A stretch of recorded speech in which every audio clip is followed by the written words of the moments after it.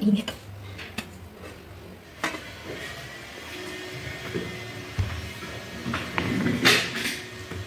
Hi guys, good morning. Kain tayo guys ng breakfast. Yung aking breakfast, oh. Sopas. Kung nagluto nito guys.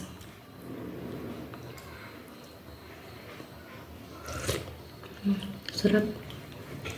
Sarap, of course, ako nagluto eh. Sarap to partner sa tinapay eh.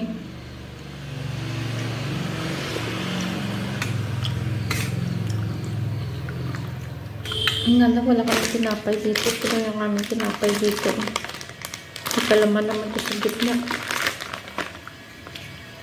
Sarap kainin yung sopas lang na pag ano pa mainit.